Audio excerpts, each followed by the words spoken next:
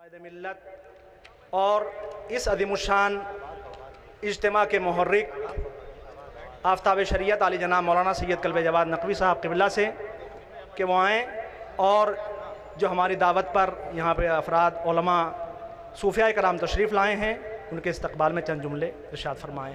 بآواز بلند نعرہ صلوات آپ حضرات ارشاد فرمائیں، بلند آواز سے نعرہ تکبیر، نعرہ تکبیر، نعرہ حیدری، نعرہ صلوات۔ بسم اللہ الرحمن الرحیم۔ قال اللہ تبارک و تعالی فی کتابہ المبین وہو اصدق الصادقین۔ بسم اللہ الرحمن الرحیم۔ لا ترکنوا الی الذین ظلموا فتمسکم النار۔ صدق اللہ العلی العظیم۔ یہ عظیم الشان کانفرنس، یہ تاریخی کانفرنس کہ جس میں بڑی تعداد میں علماء کرام تشریف فرما ہیں، جس میں علماء اہل سنت خاص طور سے صوفیاء کرام تشریف فرما ہیں اور علماء اہل تشیع یہاں پر تشریف فرما ہے، ابھی اور حضرات آ رہے ہیں اور بہت سے علماء بھی راستے میں ہیں اور کچھ مہمان خانے میں ہیں۔ انشاءاللہ یہ اسٹیج پورا پر ہو جائے گا علماء سے، اللہ نے چاہا تو یہ ایک تاریخی اور عظیم کانفرنس ہے جس کا یہ انعقاد کیا گیا ہے، اور اس کا مقصد یہ ہے کہ دنیا سے دہشت گردی کا خاتمہ ہو، اور جو اسلام کے نام پر دہشت گردی پھیلائی جا رہی ہے، جو اسلام کے نام کے اوپر آتنکواد پھیلایا جا رہا ہے، جو بے گناہوں کو مارا جا رہا ہے، جو بے گناہوں کو قتل کیا جا رہا ہے اور ان کو جہادی کہا جا رہا ہے، اسلام کا خدمت گزار کہا جا رہا ہے، لیکن حقیقت میں دیکھا جائے تو یہ جتنے لوگ بے گناہوں کو مار رہے ہیں یہ اسلام کے بھی دشمن ہیں، قرآن مجید کے بھی دشمن ہیں، رسول اللہ کے بھی دشمن ہیں، اہل بیت کے بھی، یہ سب دشمن ہیں جو اس طرح سے بے گناہوں کو مار رہے ہیں، کیونکہ قرآن مجید میں اعلان ہو رہا ہے کہ من قتل نفسا بغیر نفس و فساد فی الارض فکأنما قتل الناس جمیعا، جس نے ایک بے گناہ کو بھی مار دیا اس نے پوری انسانیت کا قتل کر دیا۔ جس اسلام میں ایک بے گناہ کو مارنا پوری انسانیت کا قتل ہے، وہاں یہ مولوی ملا اپنے فتووں سے لاکھوں بے گناہوں کی جان لے چکے۔ یہ میدان حشر میں اللہ کو کیا جواب دیں گے؟ یہ میدان حشر میں کیا منہ لے کر پہنچیں گے کہ جہاں قرآن کہہ رہا ہے کہ ایک بے گناہ کو بھی مار دیا تو پوری انسانیت کا قتل کر دیا، لاکھوں بے گناہوں کو مار رہے ہیں۔ قرآن جس آیہ کریمہ کو میں نے تلاوت کا شرف حاصل کیا، جس کی تلاوت کر کے اس میں کیا ہو، اگر تمہارا اعلان ہو رہا ہے اگر تمہارا ظالموں کی طرف جھکاؤ بھی ہو گیا، ظالموں کی طرف ہلکا سا میلان بھی ہو گیا تو سوائے جہنم کی اور تمہارا کوئی ٹھکانہ نہیں ہے۔ ساتھ دینا نہیں کہا جا رہا ہے، ان کی مدد کرنا نہیں کہا جا رہا ہے، ان کی خدمت کرنا نہیں کہا جا رہا ہے، اگر تمہارا دل بھی ہلکا سا ان کی طرف جھک گیا، قرآن اعلان فرما رہا ہے جس میں اعلان ہو رہا ہے کہ اگر تمہارا دل بھی ان کی طرف سے جھک گیا، سورہ ہود آیت نمبر 113، کہ اگر ہلکا سا جھکاؤ بھی ظالموں کی طرف ہوا تمہارا تو پھر تمہارا ٹھکانہ جہنم ہے۔ تو جو مظلوموں کو قتل کر رہے ہیں ان کا ٹھکانہ جنت ہوگا۔ جو فتوے دیے جاتے ہیں کہ بے گناہوں کو مار دو، جنت میں رسول اللہ دسترخوان پر تمہارا انتظار کر رہے ہیں۔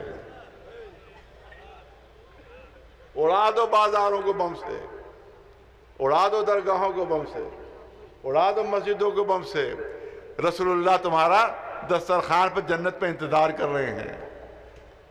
ایک کسی نے کوئی لطیفہ بھی اس پر بنایا ہے کہ ایک دہشت گرد کہ جس کے بم باندھا گیا تھا، وہ کسی مولوی کے خواب میں آیا، کسی ملا کے خواب میں آیا کہ بھئی آپ لوگوں نے کچھ زیادہ بارود مجھے باندھی تھی، کیونکہ وہ اتنی زیادہ بارود تھی کہ میں جنت سے ہوتا ہوا جہنم میں گر گیا۔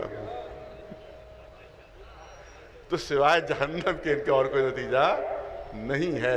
یہ اسلام کے دشمن ہیں مولوی، یہ امریکہ اور اسرائیل کے ایجنٹ ہیں مولوی کہ جو معصوم بچوں اور جوانوں کو بہکا کر دہشت گرد بنا رہے ہیں۔ مجھ سے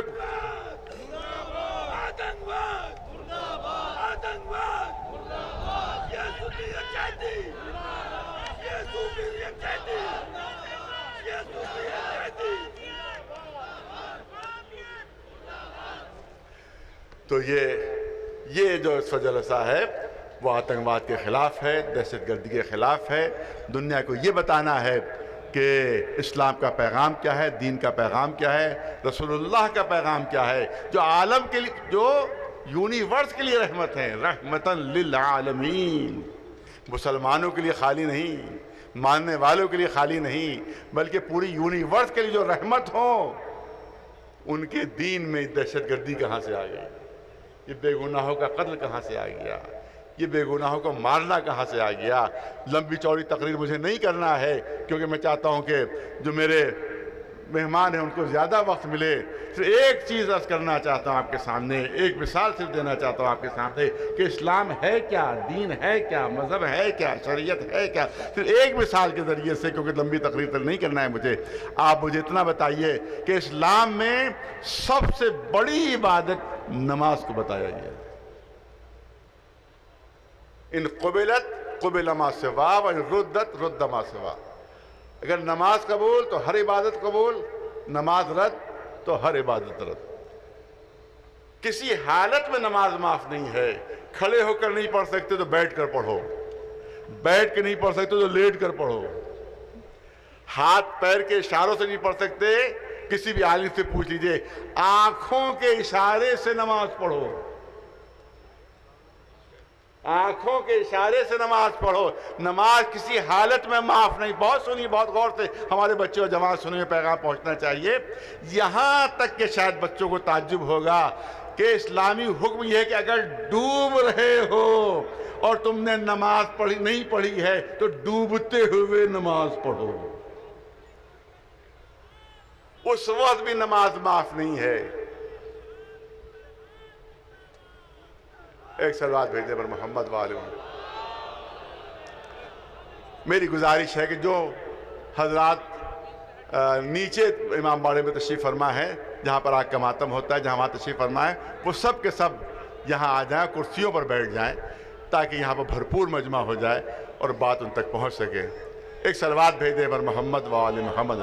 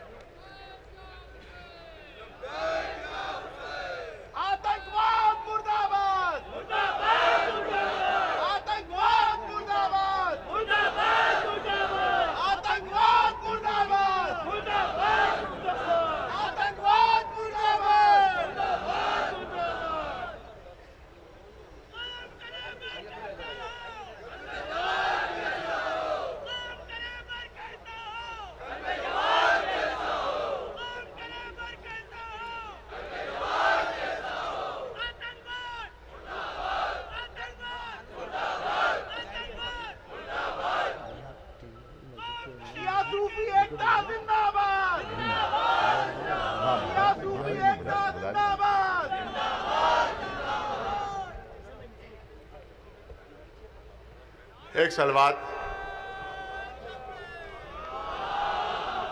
نعرہ تکبیر، نعرہ تکبیر، نعرہ رسالت، نعرہ رسالت، نعرہ حیدری، نعرہ حیدری، لبیک یا حسین، لبیک یا حسین، لبیک یا حسین۔ صلوات بر محمد وآل محمد علیہ السلام۔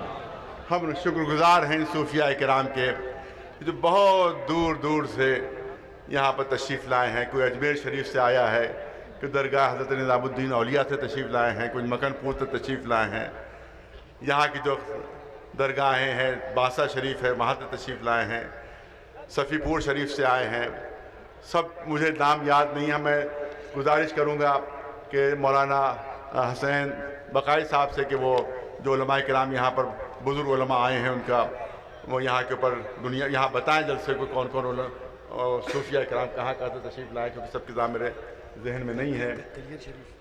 کلیر شریف سے تشریف لائے ہیں, بہت دور ہے کلیر شریف, لیکن یہاں پر وہ ہماری دعوت کے اوپر وہ کلیر شریف سے تشریف لائے ہیں, لہذا ان کے بھی انتہائی شکر گزار ہیں.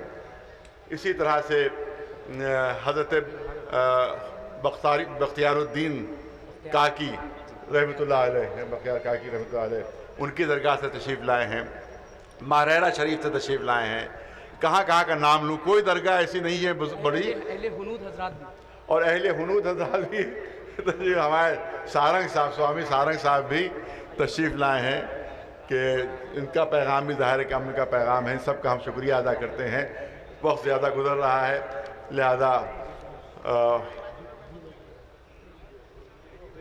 میں اپنی بات کو مکمل کر دوں, اور پھر گزارش ہے کہ جو نیچے حضرات تشریف فرمائے, آگ کا ماتم جہاں پر ہوتا ہے اس میدان میں تشریف فرمائے ہیں, سب کے سب یہاں پر تشریف لے آئیں تاکہ بھرپور مجمع ہماری نگاہوں کے سامنے ہو اور ہمارے علماء اور صوفیان کرام جو ہے ان کے سامنے تقریر کر سکیں اور پیغام پہنچا سکیں. آپ دیکھیں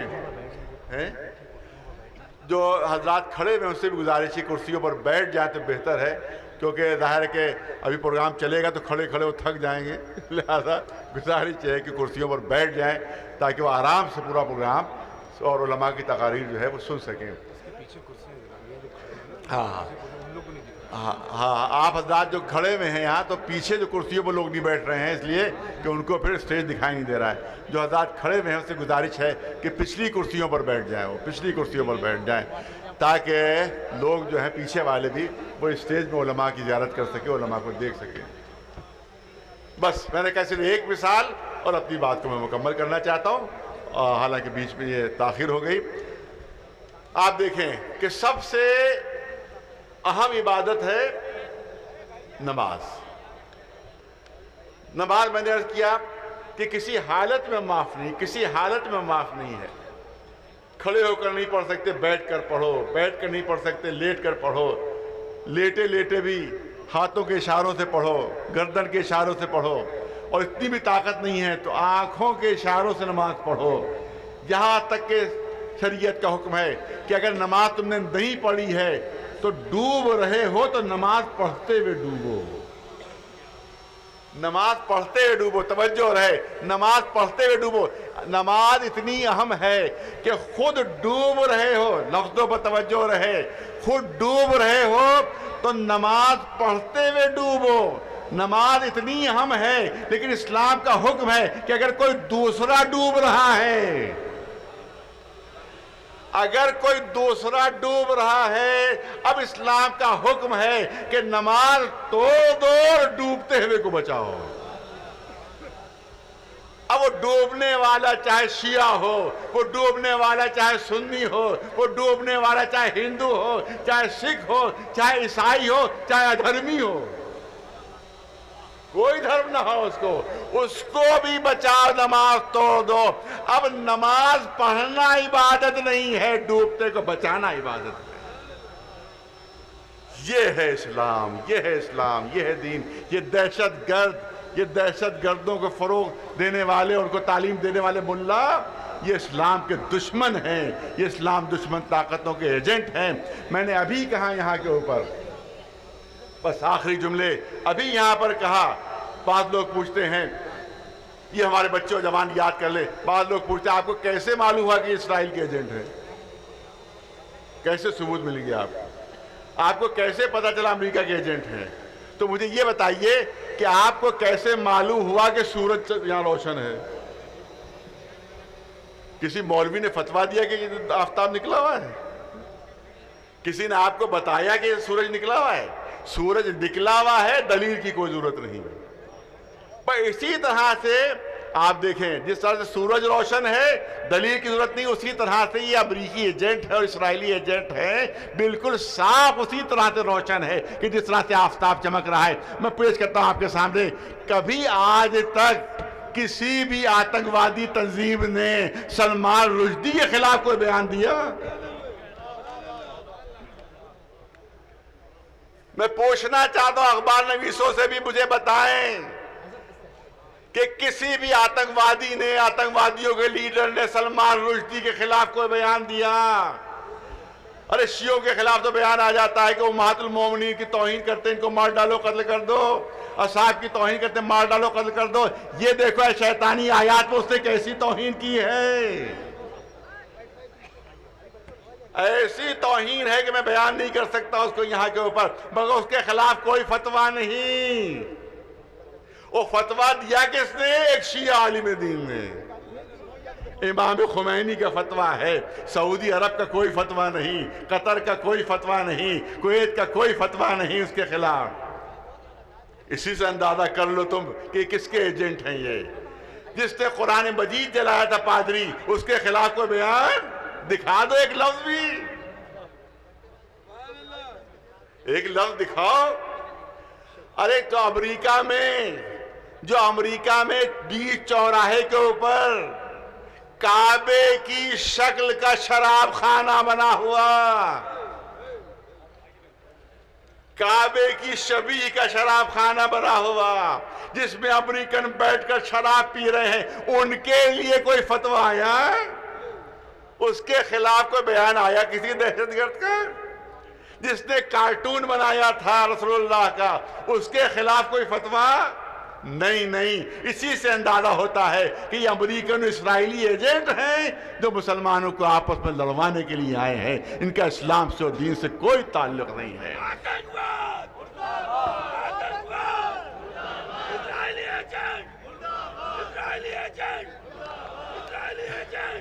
انشاءاللہ آخر میں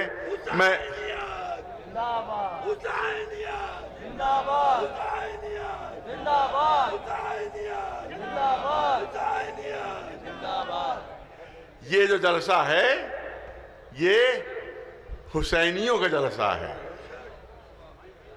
یہ جلسہ جو ہے وہ عزاداری ماننے والوں کا جلسہ ہے، یہ جلسہ وہ ہے جو رسول اللہ اور ان کے اہل بیت کے چاہنے والوں کا جلسہ ہے۔ اسی لیے ہم نے یہ تفریق نہیں کی ہے، بہت توجہ ہے جملوں پر۔ اہل بیت کا چاہنے والا ہونا چاہیے، امام حسین کا ماننے والا ہونا چاہیے، چاہے ظاہری طور پر کسی دھرم سے تعلق رکھتا ہو، کسی مذہب سے تعلق رکھتا ہو۔ ہم نے یہ نہیں دیکھا کہ ہاتھ کھولتا ہے یہ ہاتھ باندھتا ہے، ہم نے یہ نہیں دیکھا ہاتھ کھولتا ہے یا ہاتھ باندھتا ہے، ہم نے یہ نہیں دیکھا کہ وہ ہاتھ جوڑتا ہے یا نہیں، ہم نے یہ دیکھا ہے کہ ماتم کے لیے ہاتھ اس کا سینے پر پہنچتا ہے یا نہیں۔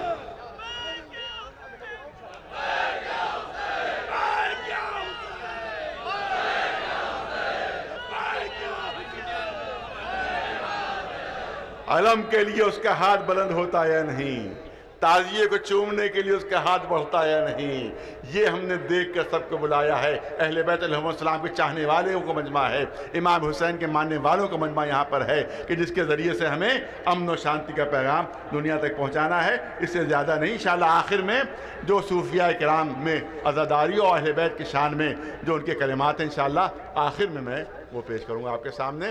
وآخر الدعوانا ان الحمد للہ۔